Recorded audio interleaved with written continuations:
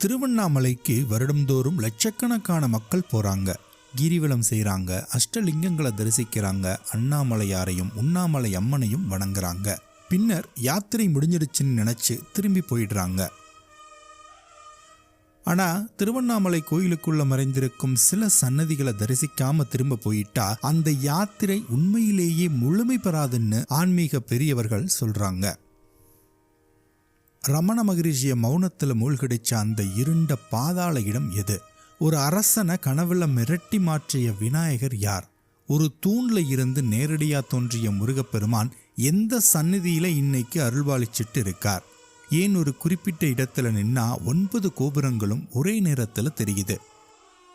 மேலும் திருவண்ணாமலை கோவிலுக்குள்ள இருக்கிற ஒரு சின்ன மண்டபத்துல உட்கார்ந்தா அருணாச்சல மலையோடு மனசு ஒன்றிடும்னு ஏன் சொல்றாங்க?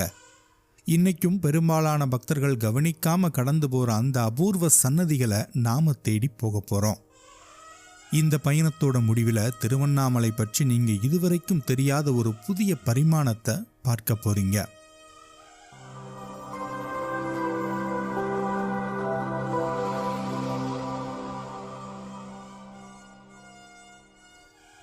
திருவண்ணாமலை வெறும் கோயில் இல்ல, வெறும் மலை இல்ல, இது ஒரு உயிருள்ள ஆன்மீக சக்தி மையம். அதனால தான் ஆயிரக்கணக்கான சித்தர்கள், யோகிகள், ஞானிகள் இந்த மலையை தேடி வந்தாங்க. ஆனா அவங்க எல்லாருமே அண்ணாமலையாரை மட்டும் தரிசிச்சுட்டு திரும்பல.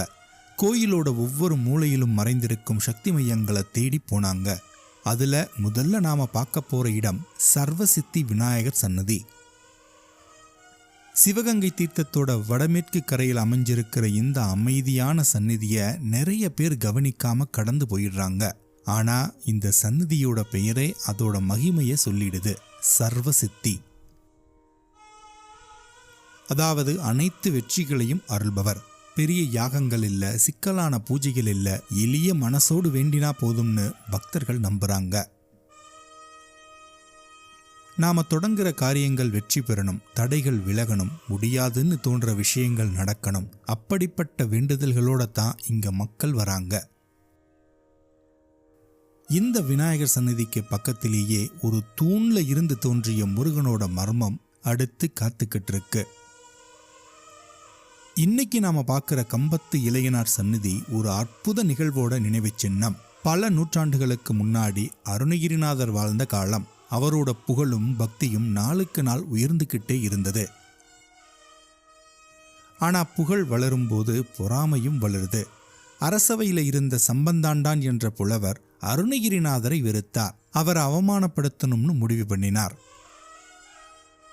அரசர்கிட்ட போய் உண்மையிலேயே முருகனோட அருள் இருந்தா அவரை நேர்ல வரவழைக்க சொல்லுங்கன்னு தூண்டி விடுறார். இது சாதாரண சவால் இல்ல, தோற்ற அவமானம், வென்ற அதிசயம். அருணகிரிநாதர் அமைதியா முருகனை வென்றார். அவரோட குரல்ல பக்தி இருந்தது, இதயத்துல முழுமையான சரணாகதி இருந்தது. அடுத்த கணமே யாரும் எதிர்பார்க்காத ஒரு விஷயம் நடந்தது. மயில் மேல ஆடிக்கிட்டே ஆறுமுகம் தோன்றினார். எங்க தெரியுமா? ஒரு கம்பத்துல. ஒரு சாதாரண தூண் தெய்வீக தரிசனத்தோட வாயிலா மாறி போச்சு. அந்த நிகழ்வு நடந்த இடம்தான் இன்னைக்கு கம்பத்து இளையனார் சன்னதி. இந்த சன்னதியில நின்னா ஒரு உணர்வு மனசுல எழுது. ஆபத்து நேரத்துல உண்மையா அழைச்சா முருகன் ஓடி வருவாரா? அந்த கேள்விக்கான பதில ஆயிரக்கணக்கான பக்தர்கள் தங்களோட வாழ்க்கையில அனுபவிச்சிருக்கோன்னு சொல்றாங்க. ஆனா அருணகிரிநாதரோட வாழ்க்கையில பெரிய திருப்பம் ஒன்று நடந்தது. அது கோபுரத்தோட உச்சியில, மரணத்தோட விளிம்புல. வல்லாள மகாராஜன் கோபுரம். இன்னைக்கு ஆயிரக்கணக்கானோர் அதற்கு கீழே நடந்து போறாங்க. ஆனா ஒரு காலத்துல அந்த கோபுரத்துக்கு மேல ஒரு மனிதர் நின்னுக்கிட்டு இருந்தார். அவர்தான் அருணகிரிநாதர். சில கதைகள் அவர் வாழ்க்கையில் ஆழ்ந்த வேதனை இருந்ததுன்னு சொல்லுது. சிலர் அவர் தியானத்துக்காக மேல போனார்னு சொல்றாங்க. எது உண்மையோ ஒரு விஷயம் மட்டும் உறுதி, அந்த தருணம் அவரோட வாழ்க்கையே மாத்திருச்சு. வாழ்க்கையின் விரக்தியில் கோபுரத்துக்கு மேலே இருந்து குதிக்க முயற்சி பண்ணிய அந்த நொடியில முருகப்பெருமான் காட்சி தந்தார்னு கோவில் தல வரலாறு சொல்லுது. மயில் வாகனத்துல வந்த அந்த தரிசனம் ஒரு உயிரை மட்டும் காப்பாத்தல, தமிழ் உலகத்துக்கு திருப்புகளை கொடுத்தது. அந்த இடத்துல தான் இன்னைக்கு கோபுரத்து இளையனார் அருள்பாலிச்சுக்கிட்டு இருக்கார். இந்த சந்நிதியில நின்னுக்கிட்டு இருக்கும்போது ஒரு உண்மை மனசை உழுக்குது. ஒரே ஒரு நொடி நம்பிக்கையோடு இருந்தா முருகன் நம்ம வாழ்க்கையை மாத்தி காட்டுவார். அண்ணாமலை இன்னும் ஒரு ஆழமான ரகசியத்தை மறைச்சு வச்சிருக்கு. அது பூமிக்கு கீழே இருட்டுல மௌனத்துக்குள்ள மறைஞ்சிருக்கு. ஆயிரங்கால் மண்டபத்தை கடந்தா ஒரு படிக்கட்டு கீழே இறங்குது. அங்க வெளிச்சம் குறையுது, சத்தங்கள் மங்குது, மனம் தானாகவே அமைதியடையுது. அதுதான் பாதாள லிங்கம். இது வெறும் சந்நிதி இல்ல, இது ஒரு ஆன்மீக காந்தம். இங்கதான் இளம் வயசுல ரமண மகரிஷி ஆழ்ந்த சமாதியில் அமர்ந்தார். உலகத்தை மறந்தார், உடலை மறந்தார், காலத்தை மறந்தார். சேஷாத்ரி சுவாமிகளும் இந்த இடத்தோட தெய்வீக அதிர்வை உணர்ந்தவர்கள்ல ஒருத்தர். பாதாளலிங்கத்தோட முன்னாடி நின்னா ஏதோ சொல்ல முடியாத அமைதி மனசை ஆட்கொள்ளுது. பேசணும்னு தோணாது, வெறுமனே இருக்கணும்னு மட்டும்தான் தோணும். அதுதான் அந்த இடத்தோட சக்தி. ஆனா திருவண்ணாமலையில் அமைதி மட்டும் இல்லை, எச்சரிக்கிற தெய்வமும் இருக்கு. ஒரு அரசனோட வாழ்க்கையை மாற்றிய தெய்வம். கிளிகோபுரத்துக்கு பக்கத்தில் இருக்கிற யானை திரை கொண்ட விநாயகர். இந்த பேரே கொஞ்சம் வித்தியாசமா இருக்கும். அதுக்கு பின்னாடி ஒரு கதை இருக்கு. ஒரு காலத்துல கொடுங்கோல் மன்னன் ஒருத்தர் மக்களை துன்புறுத்தினார்னு சொல்லப்படுது. மக்கள் அழுதாங்க, பிரார்த்தனை பண்ணினாங்க, நீதிக்காக காத்திருந்தாங்க. அப்போ விநாயகர் மன்னனோட கனவுல தோன்றினார். வெறுமன தோன்றல, மிரட்டினார், எச்சரித்தார். அதிர்ச்சியில விழித்த மன்னன் மறுநாளே சந்நிதிக்கு ஓடி வந்தான். தன்னோட தவறுகளை ஒப்புக்கிட்டான். யானைகளை காணிக்கையா கொடுத்தான். அதனாலதான் யானை திரை கொண்ட விநாயகர். இந்த கதை உண்மையா புராணமா என்பதை விட அதோட செய்தி தான் முக்கியம். அதிகாரம் இருந்தாலும் அகங்காரம் நீடிக்காது. ஆனா இந்த இடத்துக்கு பின்னாடி ஒரு மர்மம் இருக்குது. அந்த மர்மம் தான் அகங்காரத்தை உடைக்கிற இன்னொரு தெய்வம், காலபைரவர். பிரம்ம தீர்த்தத்தோட கரையில 8 கரங்களோட கம்பீரமா நிற்கிறார் காலபைரவர்.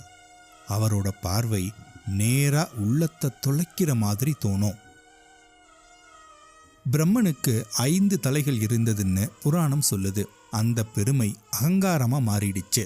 அப்போ சிவனோட உக்கிர அம்சமா பைரவர் வெளிப்பட்டார். அகங்காரத்தோட ஒரு தலையை அகற்றினார். அந்த கதையோட உண்மை எதுவாயிருந்தாலும் அதோட ஆன்மீக அர்த்தம் தெளிவாயிருக்கு. மனிதனை வீழ்த்துறது எதிரிகள் இல்லை, அவனோட அகங்காரம்தான். அதனால தான் தேய்பிரை அஷ்டமி நாட்கள்ல ஆயிரக்கணக்கானோர் இங்க வர்றாங்க. கஷ்டங்கள் நீங்கணும், பயம் விலகணும், வாழ்க்கையில தெளிவு கிடைக்கணும் அப்படின்னு வேண்டிக்கிறாங்க. திருவண்ணாமலையோட பயணம் இன்னும் முடியல. இன்னும் சில மறைந்திருக்கும் அரிய சன்னதிகள் காத்துக்கிட்டு இருக்கு. பிச்சை இளையனார் சன்னதி. திருவண்ணாமலை கோயிலோட 3வது இளையனார் சன்னதியான பிச்சை இளையனார் கிளிகோபுரத்தோட வடக்கு புறத்தில் அமைஞ்சிருக்கார். வள்ளி தெய்வானையோடு அருள்பாலிக்கிற பிச்சை இளையனாரை தரிசிச்சா சகல நன்மைகளும் கிடைக்கும்னு பக்தர்கள் நம்புறாங்க.